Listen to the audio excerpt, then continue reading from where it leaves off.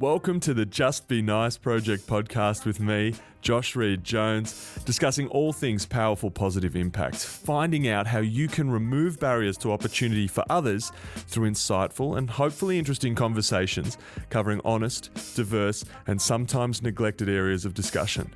We are, as always, seeking to create extraordinary positive change in the world by helping you make ordinary positive change as we help you help others. You've got through the intro, now hang in there for the good stuff, strap yourself in, turn it up, and as always, just be nice as we roll the show. All right, welcome to the Just Be Nice Project podcast. As we record this today, we respectfully acknowledge the traditional owners of the land on which we stand, the Bunwurrung and Wiradjuri peoples of the Kulin Nation, and we pay respect to their elders, past and present. You're here with me, Josh, he, him, and I'm catching up with mixed martial artist, business owner, and all-round great guy, Rob, he, him, also. How are you, mate? Good, man. How's it going? Good, bro. Thanks for joining me, man. Yeah, no worries. And for the coffees. Yeah, anytime, man. I told you I'd bring the coffees on the way. Do we need to shout out the Harper's Kitchen? Harper's Kitchen, sorting it out? On Inkerman Street. Head down. They got some great stuff there. Get it done. Also got some banana bread on the way. That was delicious as well. The banana bread was a winner. Man, so good. So far, we're off to a great start. Yeah, man. Thanks for taking the risk and being number one. Legend. Hopefully this all goes well. So, man, you're here today. Tell me, how did you end up sitting in front of me today as a professional MMA fighter, co-owner of an awesome MMA gym just down the road from here? What brought little Rob to, big little Rob? Yeah, right? Here now. It's a good question, man. I know, mixed martial arts was never on the radar for me growing up. It just, so happened, landed in my lap by accident. But, yeah, I don't know, man. I know, the time you and I first met, if you want to go back. Yep. I remember because I was living not too far away from here in St Kilda. And so it was a late Saturday night. And I was like, man, I got to do the washing. It's getting seedy. Yeah, that's it. I got to do it, man. So then I went to the laundromat. It was 8:30, 9 o'clock on a Saturday night, not the best way. And then there was this one guy that comes in, and that was you. And I'm like, you know what? He seems like a nice dude. Let's start a chat. And from there, now we're here. You and I are just kicking goals together. So that's just how you and I got, became mates. And now we're full bros now. It's sick. Yeah, man. It's funny as well because it was people say hi, oh yeah, hi, whatever. Yeah. I want to stare at my phone or read my book or whatever. Yeah, right. But we had a good conversation, and that's a sort of rare, yeah, it was sort sick. of stranger serendipitous moment, which is good. It was good, man. I'm glad I had that chat. It was sick. How long have you been at Absolute now? Absolute. I remember I probably started training with Absolute in September 2016. Mm-hmm. So 2 years. So, yeah, I haven't been training for too long. So, like I said, I've only been with the sport for around 2 years now, which is not a crazy amount of time, but it's been enough time for me to become adjusted and addicted to the sport for sure. Were you brawling in your spare time before you started doing it officially? No, just a few, schoolyard fights or whatnot, or wrestling with my brothers at home, but nothing technically or nothing properly. Just so happened that I just fell within the sport. So going back, how I was introduced with mixed martial arts, basically, I was seeing a girl at the time, and her older brother was a big fan. But yeah, like I said, I was never into the sport. You know what I mean? So he was a big Conor McGregor fan. Like most people are these days, and he actually had tickets to go to Las Vegas to watch McGregor vs Aldo when McGregor actually won the title. He was looking for a group of friends, and he ended up asking me as well to head down. I'm like, yeah, all right, go watch this. No, didn't even know who Jose Aldo was. I knew seriously, man, I knew who Conor was at the time, obviously, because there was so much noise being made about him. Looking back now, that card was stacked. You know what I mean? But I didn't know anyone except for Conor, which is kind of embarrassing saying that. But I went there and I watched the show. I was like, man, this is pretty cool, the crowd's getting into it. The UFC do a good job helping their fighters out. Obviously, what was on show was amazing. Damian Maia was on that card. He did really well against Gunnar Nelson, and Yoel Romero's on the card, you know what I mean? Righto. So Yeah. like some stacked. Heard you, man. Yeah, that's it. So it was stacked, and then after that, I went back to Melbourne. I was like, man, like let's get into it. That's how I was introduced to the sport, and from there, here I am now today. Not a big jump in time from going from someone who sort of had never heard of it to making it your like full-time profession and investing pretty heavily like time-wise and as a career as well. What sort of was the catalyst from going from guy who went through some cool fights, made friends with Bruce Buffer, came back home, and then started fighting, and then into being a co-owner at a mixed martial arts training facility? It's kind of crazy, man. I've always been competitive, always been pretty athletic. So when I first started the sport, especially something like Brazilian Jiu-Jitsu, I really wanted to win. But when you first start off in a sport like that, you kind of rarely or don't ever win. You're kind of getting tapped out a lot. You're kind of getting caught in bad spots with people who are a little bit more experienced and a little bit more time on the mat. So then eventually I was just like, hang on, I'm not constantly losing here. I got to start spending more time here, spending more time on the mats, trying to get better. And then eventually I was training 2 times a day for 5-6 days a week, you know what I mean? And eventually it kind of just accidentally took over my life. And then it was all I was thinking about when I wasn't training. Obviously, when I was training, I was trying to improve. And from there, just hours and hours on the mat, and eventually became like that forever. And so, did you I guess ask to get involved with the running of the gym and do all that sort of stuff, or did someone bring that to you? Or it was kind of funny how it all happened. I was because before mixed martial arts, before I was training, I was studying and I was working, the 9 to 5, working. Tell us about what you were studying and the 9 to 5. So like, I did I graduated at RMIT here in Melbourne with a Bachelor of International Business and a Commerce Masters. So I did that prior to jumping into mixed martial arts, because I thought that was going to be the future. I was going to, study, get a good job, which I did, and work in that space, for however long, you know what I mean. And then I got introduced to mixed martial arts at the same time when I was working, and then slowly you can see my motivation in the office space deplete, and my focus and attention increase for mixed martial arts. And then eventually I got to a point where I couldn't wake up and go to work every morning. So then I decided to say, you know what, enough's enough. I don't want to do this anymore. So I kind of pulled a pin there without any backup plan. Obviously I had a lot of money saved up and a lot of backing, but I just did it, and I started training every single day, 2-3 times a day, even more than usual. And then someone who was working in the St Kilda gym in Absolute, he was going back to Adelaide because he had just had a baby, him and his family. Shout out to Adam. What up, Adam? Yeah, that's it. And I didn't have a job at the time. My friend's like, oh man, why don't you think about go to Absolute? You know what I mean? You got you're obviously there every single day, and it's a pretty good job, and they need someone there to help them out. And I kind of was like, oh, I don't know. At first, I was just comfortable, happy training there and whatnot.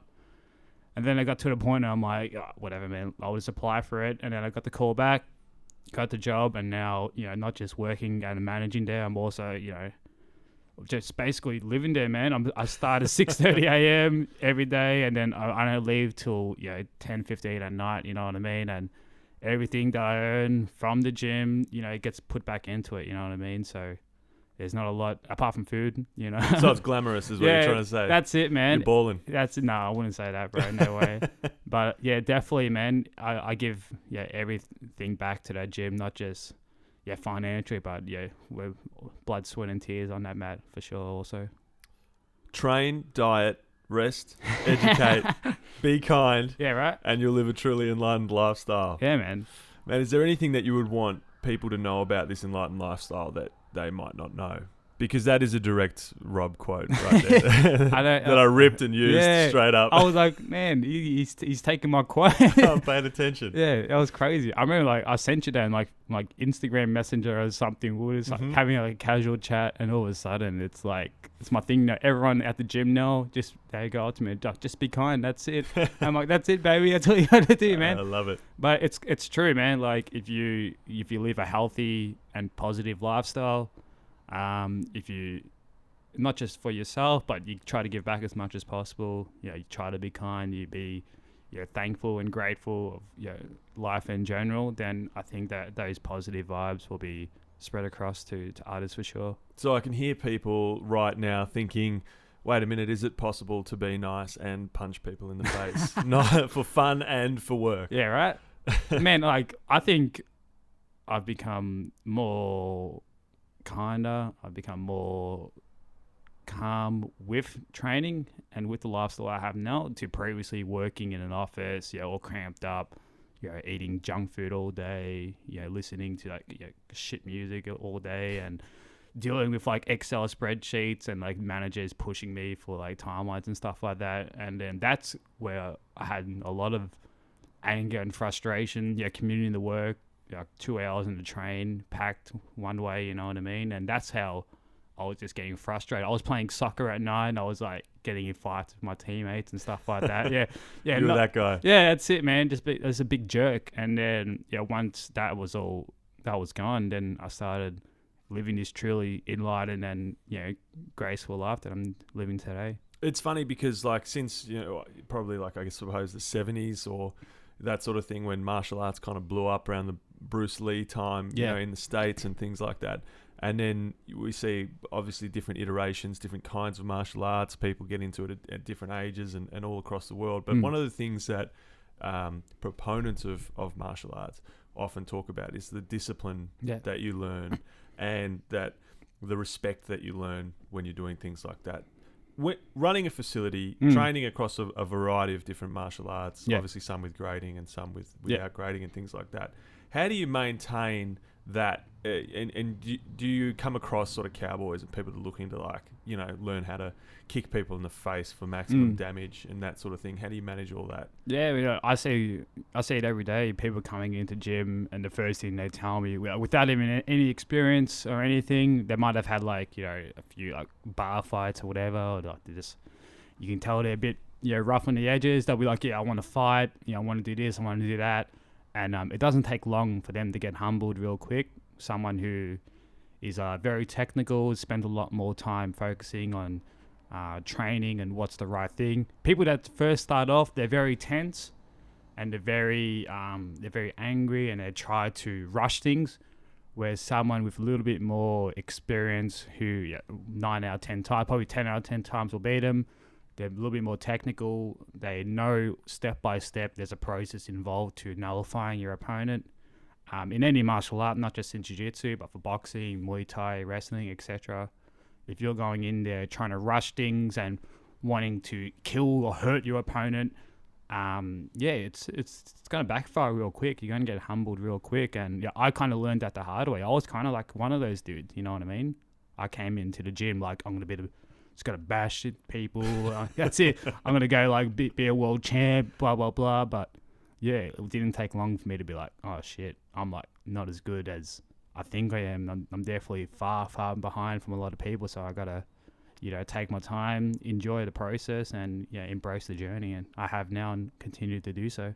I feel like in my experience that one of the things that people don't see, because it's very hard to, I guess, observe from as a third party, is that the level of trust that you need when you are sort of sparring with someone or training with someone, that you will sort of match each other's intensity. And if someone, is really struggling somewhere, that you kind of let them go. And, that the guys who come in to bash people up, and sometimes there are those guys, that there's this kind of law of the gym that those dickheads end up getting their own, like someone will sort them out or, something like that. For sure. Do you have these like spoken rules in your gym, or are they sort of unspoken, Yeah. like a wink and a nod at like, choke that guy out because he's being a nightmare to the white belts, and we can't have that. For sure. I think it's definitely is unspoken. It's not like a written law or something. It's kind of like, all right, we all like feel the negative vibe that's coming out of this dude. He's kind of being an idiot, being a jerk to everyone.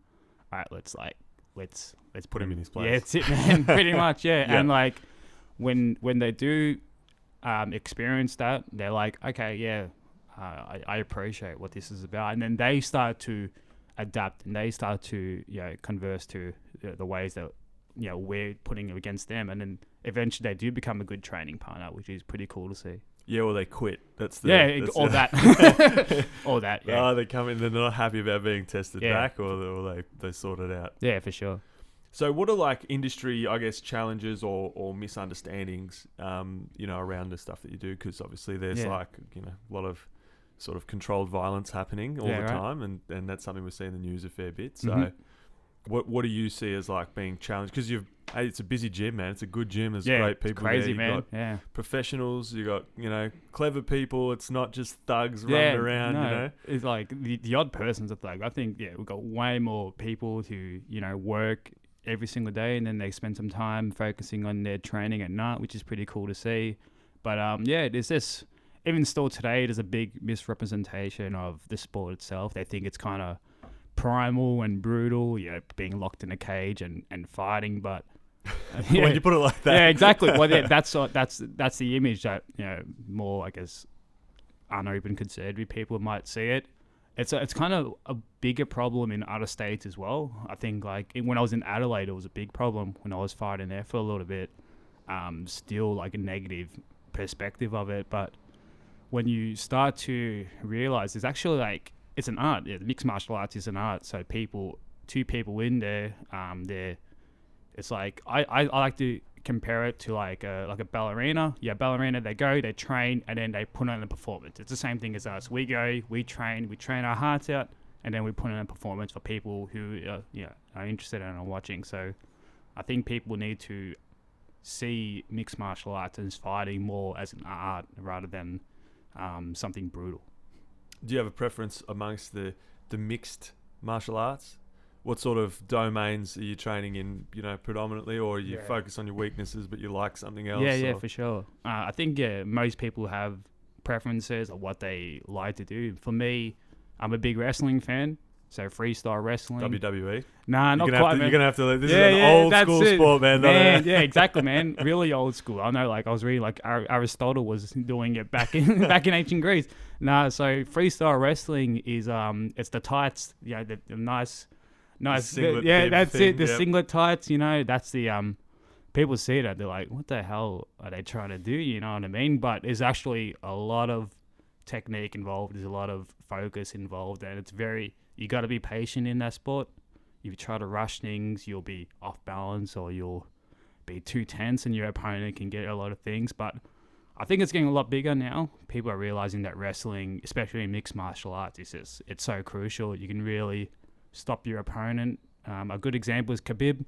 Khabib today, for people who watch MMA or people who don't, Khabib's obviously the best wrestler in probably the lightweight division, probably in the whole UFC or MMA. He gets people to the ground and he just keeps them on the ground. That's the best way. The best way to win a fight is not get hit, and you're the one hitting, and that's basically what he does. He takes people down.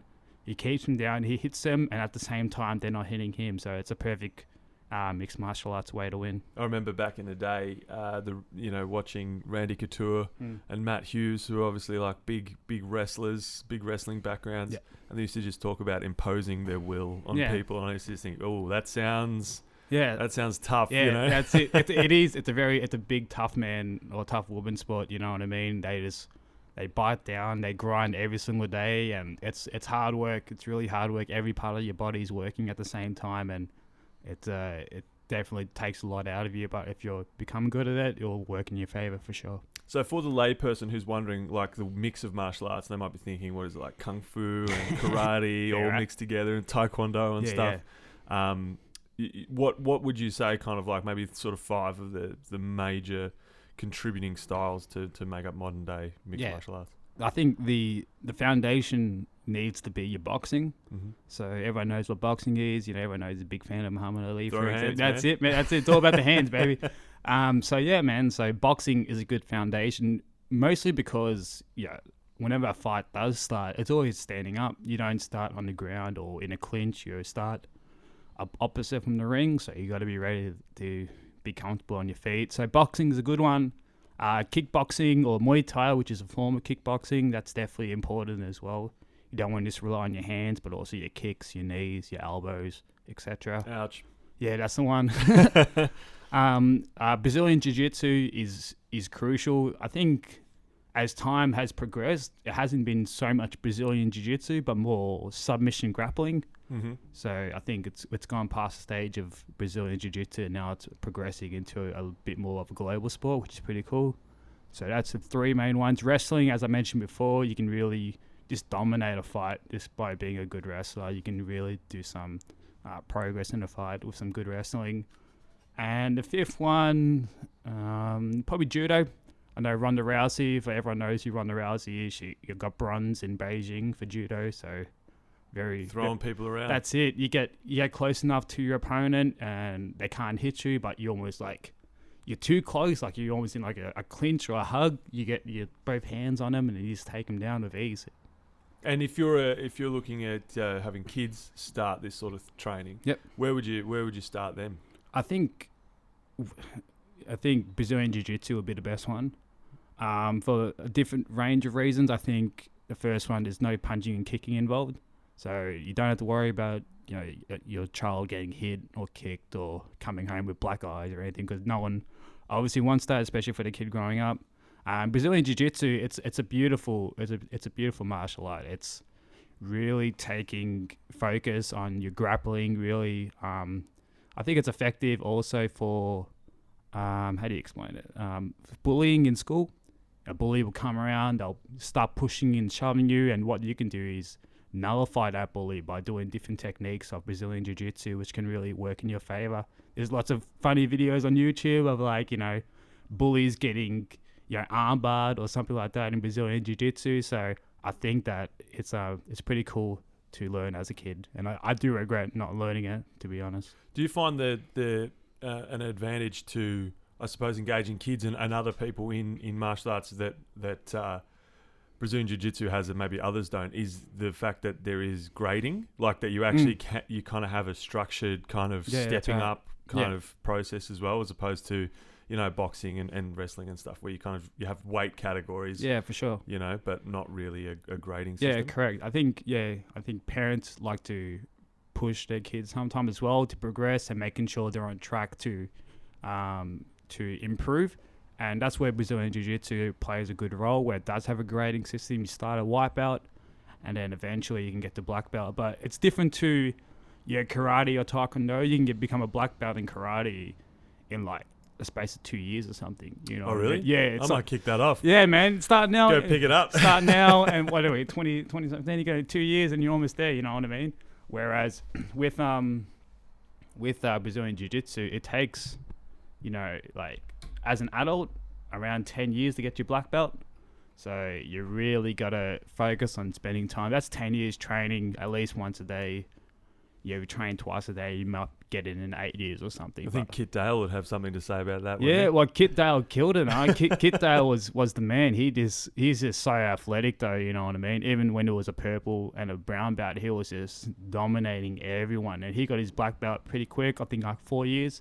I know Gunnar Nelson, who trains with Conor McGregor in Ireland, is in the UFC now, got his black belt in like 4 years. But that's like training 3 times a day, being super athletic, competing almost like every second weekend. So really making sure that their jiu-jitsu is effective. So there's a certain amount of training you need to do, and if you can squeeze that into 4 years and do nothing else, then maybe you can get ahead a bit quicker. But boom, there's done. No shortcuts, baby. Easy. So I know that in your spare time you spend a bit of time with the Fam Bam. That's the one. Tell me about how important your family is. Talk about what they do for you in this journey to man, hit and not be hit. That's the one. No, I come from in a very old school Italian background. So actually, I live at home with my grandmother, my nonna. So her and I live together with my two brothers. So one got one older, one younger, and they've always been like, my brothers especially, they always like try to egg me on. You know what I mean? Like, oh, you're a fighter now. You know what I mean? Like they try to like be a bit more practical, like making fun of me and stuff like that. But then, whenever I do something like win a comp or win a fight or something, they're always the first one to thank me or congratulate me. You know what I mean? They know how much I put into this sport and my whole life, and I'm really grateful for them. For my grandmother, you know what I mean? I come home with a medal every now and then, and she's happy.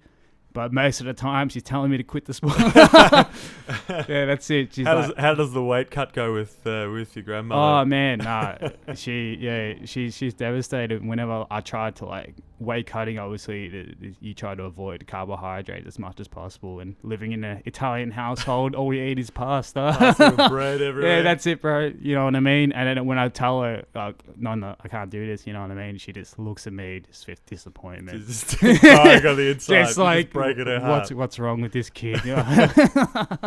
Yeah, no, but I'm super grateful for her. She's my queen. I look up to her every single day. Well, you're racking those medals up for her, so that's what it's all about. That's it. Just bring them home. It's funny. If you were able to create from scratch, this is something that obviously we focus on a lot here, is like trying to remove blockers and improve people's situation to get where they want to get. So if you're going to develop like a pathway to excellence, doing the sort of thing that you do in the sort of space that you operate in, what would that look like? What do people need to know about what they can do for others trying to do that stuff? And what would that pathway to sort of, helping someone do the best at what you do? Yeah, I think you got to think about not just yourself, but others as well. You know what I mean? You're not the only person in this world. There's so many other variables that you need to consider. I think if you, instead of focusing more on yourself, but also you try to help out, the people around you, your family, your friends, even continue to help out the environment. You know what I mean? So do the right thing that's around you. If you're doing the right thing towards other people, all of a sudden positive things are going back towards you. You know what I mean? It's just like a big U-turn of happiness. So I think that's important. If you try to do positive things for others and not just other people, but the rest of the world, I think that contribution will come back to you. If I walked up to you and said, "Hey man, I've got almost unlimited resources, and if you want to be a killer, you want to end up in the UFC champion. What do we need to do for you to make that a reality? What do we need to put in front of you, to make that a reality?" I think, it's all about the journey. You know what I mean? It's not about I'm here and the UFC is where I want to get to. Who knows what's going to happen? You know what I mean? So I think you got to take it day by day. Even if that, you got to take it session by session.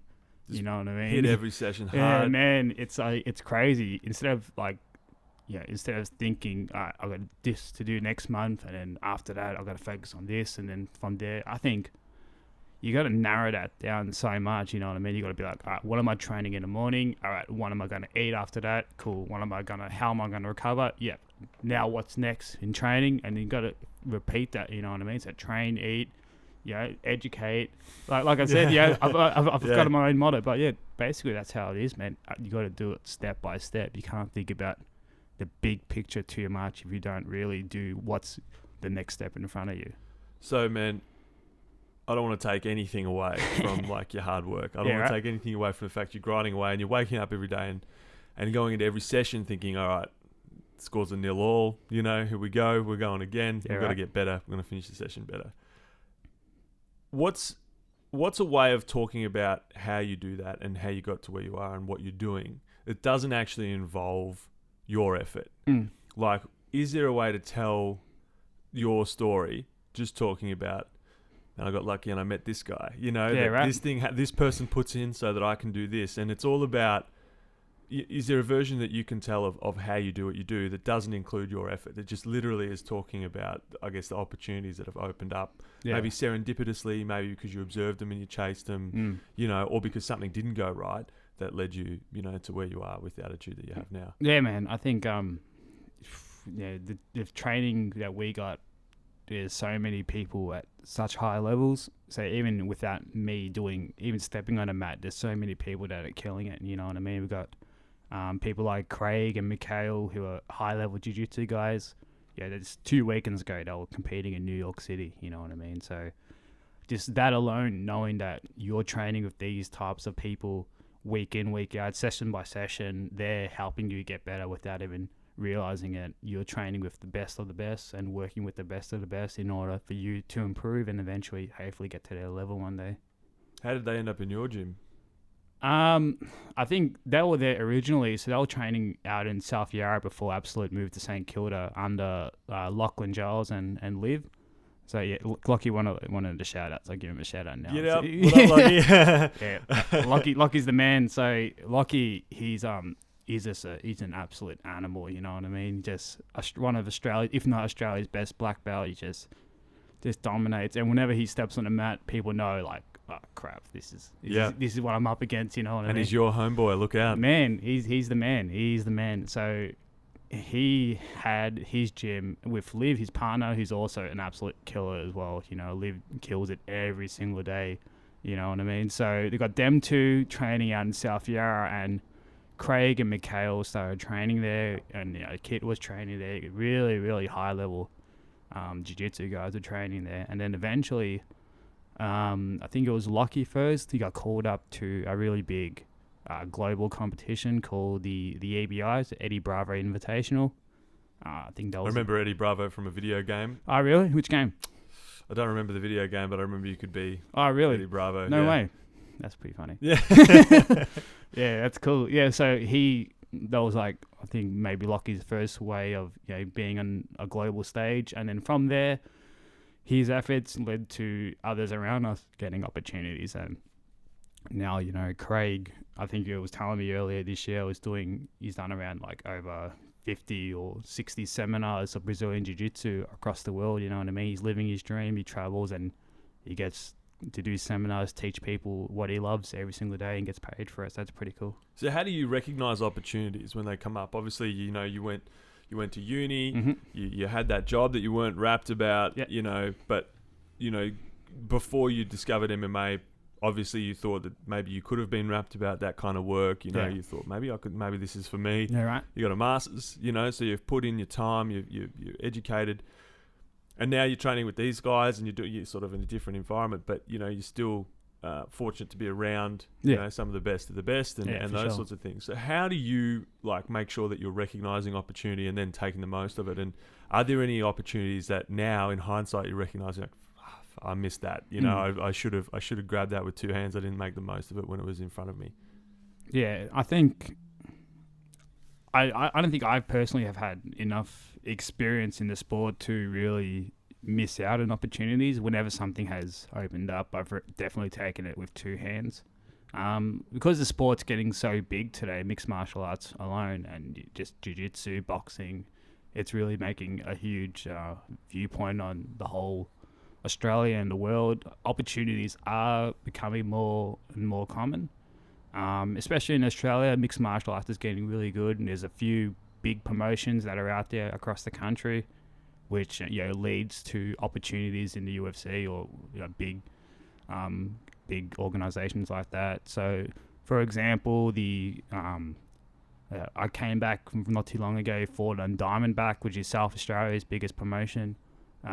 Great show, great organization, and there's some people who fight on Diamondback or fight on different promotions such as like a Hex or and Eternal, which are other big promotions in Australia, which lead to opportunities in the UFC. For example, Jimmy Crute, so very young dude, but an absolute beast. Jimmy Crute, he's I'm going to say now he's going to be a future world champ in the UFC. Boom, date stamp. Bang, right here, I said it. You heard it here. So Jimmy, just basically, he started MMA, he got his opportunity in Hex, which is one of the big promotions in Australia. He did really well.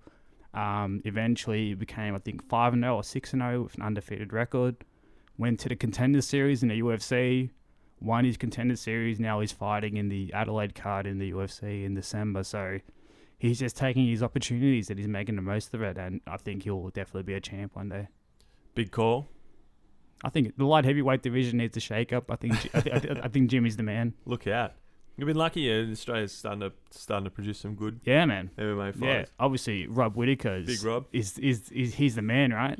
He got it done. Man, I remember Rob earlier this year.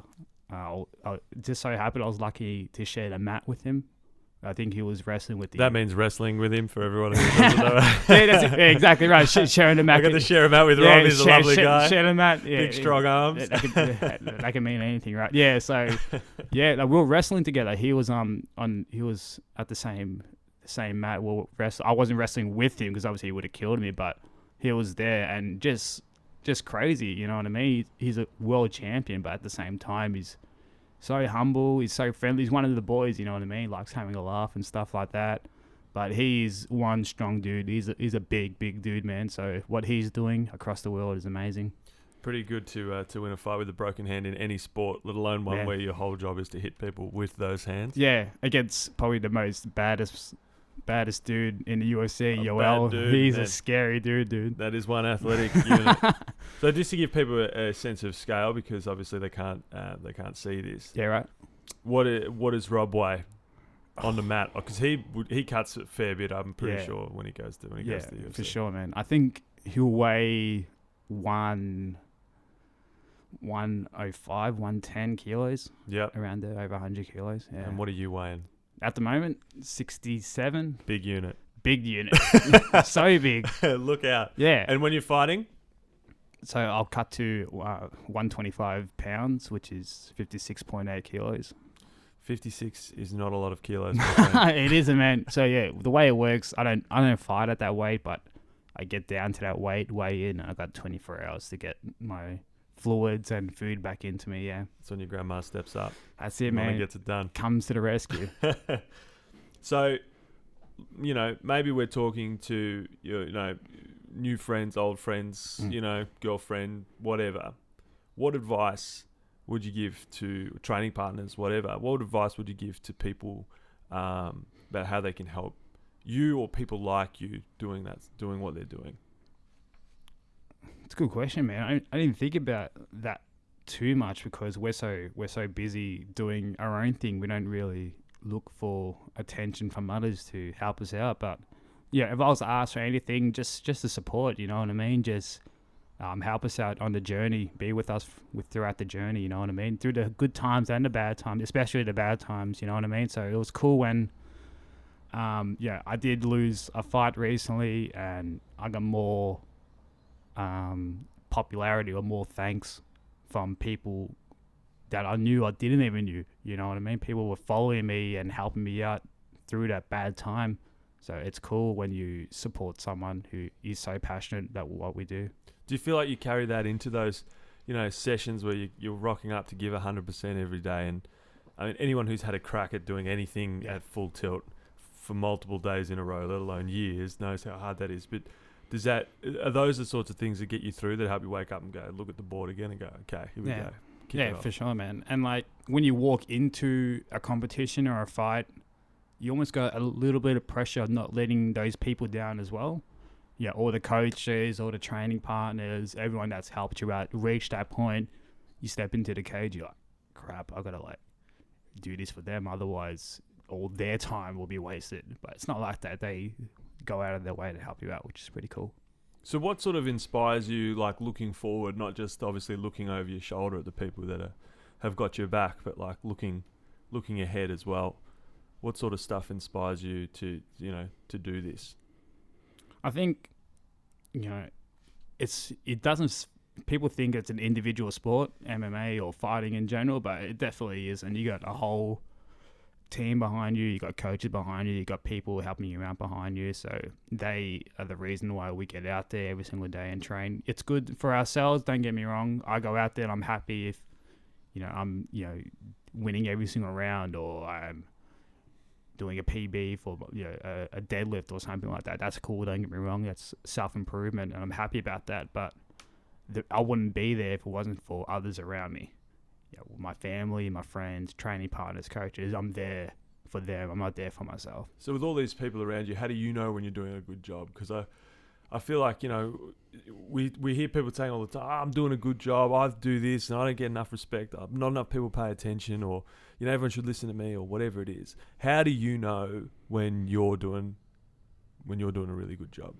I think you shouldn't think about an outcome. People who say that are looking for an outcome. They want something to happen in order to get appreciation for. They want to win a fight, they want to win a comp, and then they want people to be like, yeah, that's it. Where's my popularity? As opposed to that, you got to be a little bit more appreciative of, or be a little bit more joyful of just the process. Just play the long game. Yeah, that's it, man. You know what I mean? Having someone step on the mat with you and training with them every single day, and then saying thank you to that person, they say thank you back for that session. Yeah, that's more rewarding than winning a fight or something and trying to get people to pat you on the back. So in that martial arts, setting where people bow and they start, and you acknowledge each other at the beginning and the end, you think like that basically is the way to go about doing everything. Yeah, I think so, man. Just saying, be appreciative and grateful for the opportunity to train, the opportunity to live what you love, pretty much. Oh, man. Couple of final questions. Yeah. Abs or kebabs? Both. both for sure. Both, but you got to trade 4 times a day to keep it. Well, I do, because I'm a big fat bastard. You can pass a law right now. Yeah. What do you pass? Pass law. Can we stop changing the prime minister? Is that possible? Can we have a way to like getting rid of everyone? Can we just keep stability in the big house? Just have one person once they've been elected. Stick to one term, and if they suck, then we can get rid of them. Get another one. Don't backstab. That's a good law. And tell us about your favorite way to just be nice. I think the best way to be nice is just appreciate everything that's around you. Say just randomly, I'll do it every now and then. I'll say, thank you, and I'll give praise to people that I see every day, but I probably wouldn't tell them. You know what I mean? I'll just randomly message a training partner or my brother or a friend. I'll be like, man, I really appreciate you. Thank you for everything, man. You probably don't hear me say it as often, but I really do appreciate what you do for me. I love that. I appreciate you, my man. Oh, thanks, man. Everything. Yeah. All the time. Likewise, man. And, if there's any shout-outs that you've missed, tell everyone where they can find you. Tell everyone about getting down to Absolute. Give yourself a little plug here, and we'll pop everything in the notes wherever they end up going and all that sort of stuff. So shout it out. I think the big shout-out needs to go to my 2 best friends, Glenn and Yozo. Boom. I think, they were there for my first fight, and they're with me every single step of the journey. So when I first started, they were the ones that were like, yeah, we're here for you, you know what I mean? And they've been with me since day one, so big shout out to them. Glenn and Yozo and Absolute MMA. Yep. Give us the address. So come down Inkerman Street, 30 Inkerman Street, right next to the Newmarket Hotel. Don't go to the Newmarket, maybe afterwards, after training. But that's it. Yeah, that's it. You got to earn the beers maybe, but it's just down the alleyway on Inkerman Street next to the Newmarket Hotel. Come down, you will see my ugly head, but I promise I'll be nice. Don't worry. And like Instagram maybe? Yeah, you can follow us on Instagram. So Absolute MMA St Kilda. And yeah, if you want to follow me on Instagram, just Rob Pelle, Pelle. You'll find me. Big sexy. He's a guy that looks like one of the Diaz brothers. No, that's the one, man. All right, man. Thanks so much, bro. I appreciate you very much, and thanks for taking out the time. Anytime, man. Thanks for having me. It was cool. Legend. Thanks, bro. Thank you so much for joining us on this episode. If you did enjoy it, we would really appreciate it if you could share it with others that you think might also enjoy it. Check out the show notes to find out more. Like, subscribe, maybe even give us a rating if it's a good one. Remember that we care. You matter. Have an amazing day. And as always, just be nice. No,